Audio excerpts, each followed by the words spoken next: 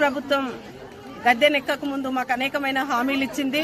మేనిఫెస్టోలో కూడా అంగన్వాడీ టీచర్లకు 18,000 వేతనం ఇస్తామని చెప్పి ఈ రోజు అవన్నీ కూడా మర్చిపోయి అంగన్వాడీలకు ముప్పు వాటిల్లే ఒక 2-3 స్కీములు తీసుకొచ్చింది. ప్రధానంగా పిఎంశ్రీ పథకాన్ని తీసుకొచ్చింది. ఆ పథకము 2.5 సంవత్సరాల నుంచి 6 సంవత్సరాల్లో పిల్లలకి విద్యను అందిస్తుందంట. ప్రైవేటీకరణ చేస్తారని చెప్పి మాకు అలజడి పుట్టి ఈ రోజు మేము ఈ కార్యక్రమం చేస్తున్నాం.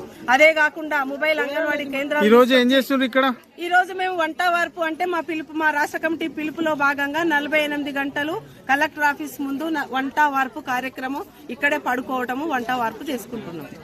అందుకనే ఇప్పటికైనా కాంగ్రెస్ ఇదే కాకుండా మొబైల్ అంగన్వాడీ కేంద్రాలు తీసుకొస్తా ఉంది. మొబైల్ అంగన్వాడీ కేంద్రాలను కూడా వెంటనే రద్దు చేయాలి. అదేవిధంగా జాతీయ నూతన విధానం ఏదైతే తీసుకొస్తుందో దాన్ని కూడా రద్దు చేయాలి. అసెంబ్లీ సమావేశాలు జరుగుతున్నాయి కాబట్టి ఐసీడీఎస్ కు ఎక్కువ బడ్జెట్ కేటాయించాలని చెప్పి ఈ 48 గంటల వంట వరకు కార్యక్రమంలో భాగంగా మేము కాంగ్రెస్ ప్రభుత్వాన్ని డిమాండ్ చేస్తా ఉన్నాం.